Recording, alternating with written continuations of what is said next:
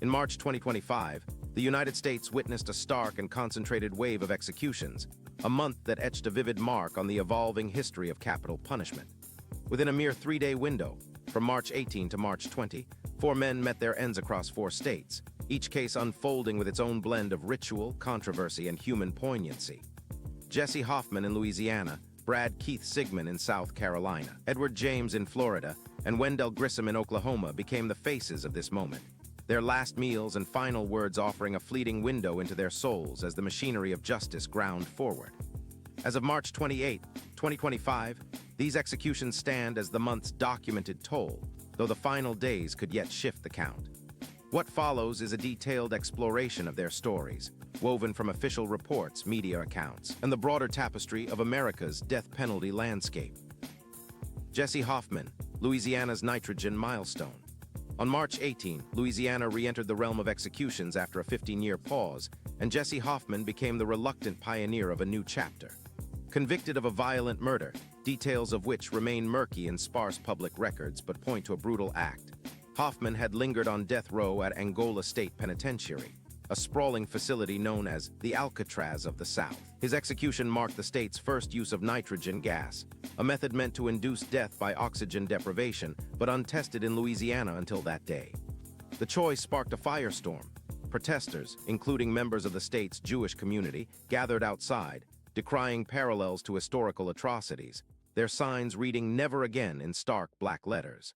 Legal challenges stretched into the 11th hour, arguing the unproven method risked cruel and unusual punishment, but courts held firm, and the execution proceeded.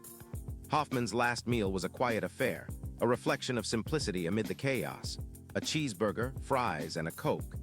It was the sort of order you might place at a drive-thru on a carefree afternoon, a mundane choice that stood in jarring contrast to the sterile execution chamber. Louisiana's tradition allows the warden to share this final meal with the condemned, a practice some see as a gesture of compassion, others as a grim formality. But whether this occurred with Hoffman remains unconfirmed. As the hour approached, he was led to the chamber, a mask fitted over his face to deliver the fatal gas. His final words, spoken with a calm that belied the moment, were brief. "I'm ready to go. I hope this brings peace to the family." No elaborate apology, no defiance, just a quiet nod to those left behind, perhaps the victim's kin watching through the glass. Then the nitrogen flowed, his breaths grew shallow, and life ebbed away, leaving a state to reckon with its return to executions, and a method that promised efficiency but delivered unease. Keith Sigmon, South Carolina's firing squad milestone. On March 7, South Carolina carved its own place in history with the execution of Keith Sigmon, a 67-year-old man whose death by firing squad marked the state's first use of this method in modern times and the first such execution in the U.S. in 15 years. Convicted in 2002 for the brutal 2001 murders of David and Gladys Lark, the parents of his ex-girlfriend Rebecca Barber, Sigmon had bludgeoned the couple to death with a baseball bat in their Greenville County home. The crime stemmed from a volatile breakup. After Barber ended their nearly 3-year relationship and moved in with her parents, Sigmon's obsession spiraled into violence. He beat the Larks, aged 62 and 59, delivering 9 blows each to their heads, then kidnapped Barber at gunpoint, shooting at her as she escaped, though she survived. Captured after an 11-day manhunt in Tennessee, Sigmon confessed, telling jurors at his trial, "I am guilty. I have no excuse for what I did," a stark admission that sealed his death sentence. Facing execution at Broad River Correctional Institution in Columbia, Sigmon was given a choice between lethal injection, the electric chair, or the firing squad, a method reinstated in South Carolina in 2021 amid lethal injection drug shortages. He opted for the firing squad, a decision driven by fears of prolonged suffering from the state's secretive lethal injection process, which had left prior inmates like Marion Bowman Jr. with fluid-filled lungs akin to drowning. His attorney, Gerald Bo King, argued Sigmon lacked basic information about the drug's potency or storage, forcing him into what King called a horrifying choice. On the evening of March 7, Sigmon was strapped to a metal chair, a hood over his head, a white target with a red bullseye pinned over his heart. 3 volunteer prison staff, hidden behind a curtain 15 feet away, fired .308 caliber rifles simultaneously, their bullets designed to shatter on impact and destroy his heart.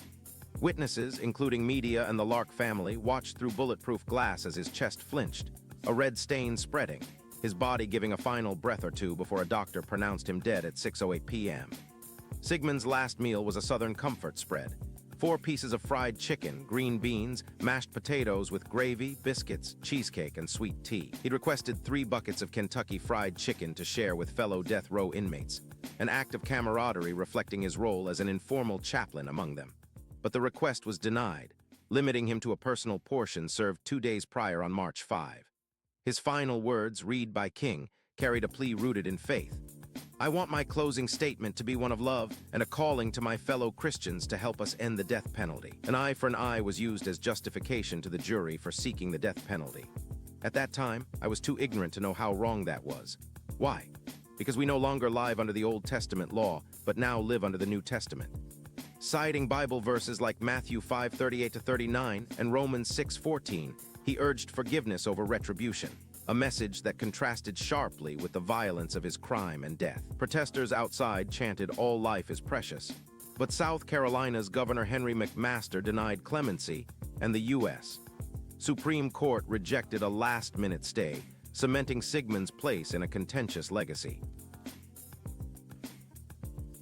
Edward James, Florida's Southern send-off. March 20 dawned with a double toll, beginning in Florida, where Edward James faced lethal injection for a crime that had haunted the state's conscience. Convicted of murdering an 8-year-old girl and her grandmother in a case marked by its brutality, James had spent years on death row, his execution delayed by legal battles that stretched into his final hours. 2 hours past the scheduled time after frantic filings failed, he was led to the chamber at Florida State Prison in Stark. The victim's family members sat among the witnesses, their presence a silent testament to the pain that had fueled this moment. Florida, with 294 inmates still awaiting execution that month, remains a stronghold of capital punishment, its protocols polished by decades of practice. James's last meal was a nod to Southern roots, a spread that fit neatly within the state's $40 limit and local sourcing rule. Fried chicken, collard greens, cornbread, and a tall glass of sweet tea. The aroma of crispy batter and simmered greens might have filled the air as he ate, a fleeting comfort in a life about to end. It was a meal that could have come from a grandmother's kitchen, ironic given his crime, perhaps chosen to anchor him to a past beyond the cell. As the execution team prepared the Roman 4, James faced the glass and spoke words heavy with emotion. "I'm sorry for the pain I caused. I hope you find peace now. I love my family. Take care of each other," he said, his voice reportedly breaking as he addressed both the victim's kin and his own. The drugs took hold, midazolam to sedate, pancuronium bromide to paralyze, potassium chloride to stop the heart, and he was pronounced dead, closing a chapter for some while reopening wounds for others. Florida's machinery rolled on, its last meal tradition a small but persistent echo of humanity in a process otherwise mechanical. Wendell Grissom, Oklahoma's plea for mercy. That same day, March 20, Oklahoma carried out the execution of Wendell Grissom, a case that carried the weight of missed chances and medical complexity. Convicted of murdering a woman during a 2005 home invasion, Grissom had lingered on death row for 2 decades, his fate sealed despite evidence of brain damage from childhood injuries. His defense had argued that this neurological impairment, scars from accidents or abuse, documented in faded medical records, should have spared him, a mitigating factor ignored by jurors and unswayed in clemency pleas. At the Oklahoma State Penitentiary in McAlester, where 120-plus executions have unfolded since the 1970s, Grissom faced lethal injection, the state's preferred method despite past controversies over drug cocktails. His last meal was a bold, indulgent affair within Oklahoma's $25 cap, a deep-dish meat lover's pizza from Pizza Hut, piled high with pepperoni, sausage, and extra cheese, paired with fried shrimp and hush puppies from Long John Silver's. It was a feast of fast food decadence, a mix that might have been a final act of defiance or simply a craving unleashed after years of prison fare. As he lay on the gurney, the execution team working with practiced precision, Grissom's final words carried a soft urgency. "I'm not a monster. I'm sorry for what happened. I hope this is mercy for everyone," he said, his tone gentle, perhaps a plea to redefine his legacy beyond the crime. Was he speaking of his own damaged mind, the victim's loss, or the families on both sides? The ambiguity hung in the air as the lethal drugs flowed, and within minutes he was gone, another name added to Oklahoma's ledger. His case left advocates lamenting a system that hears science but rarely bends, a quiet tragedy in a month of loud reckonings. Reflections, rituals, and resonances. These 4 executions in March 2025 wove a tapestry of human moments against the stark backdrop of state-sanctioned death. Last meals spanned a spectrum: Hoffman's humble burger and fries, Patterson's steak and pie, James's southern staples, Grissom's pizza shrimp combo, each a mirror to the man, shaped by taste, memory, or the limits of prison policy. Final words, too, varied: Hoffman's resigned hope, Patterson's blunt accountability, James's tearful remorse, Grissom's gentle defense. Together they echoed a ritual older than the nation itself, accustomed some trace to ancient offerings for the dead, others to the Last Supper's promise of reconciliation. Yet the states diverged sharply. Texas served standard trays, Louisiana's warden might have sat with Hoffman, Florida and Oklahoma capped costs but kept the tradition alive. Beyond the plates and parting phrases, March 2025 stirred deeper currents.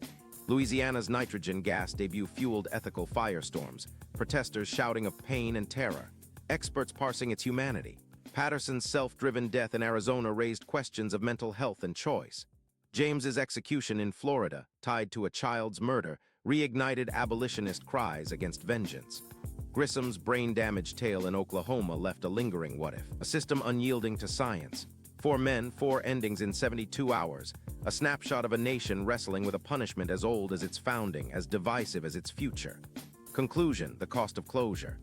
As of March 28, 2025, these are the executions etched into the month's record, though its final days could yet add to the tally.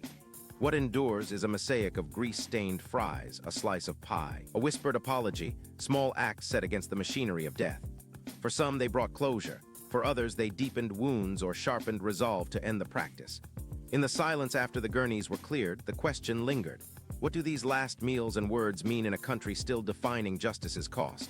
The stories of Hoffman, Patterson, James, and Grissom, bound by fate in March 2025, offer no easy answers, only a haunting reminder of lives ended and the rituals that mark their passing.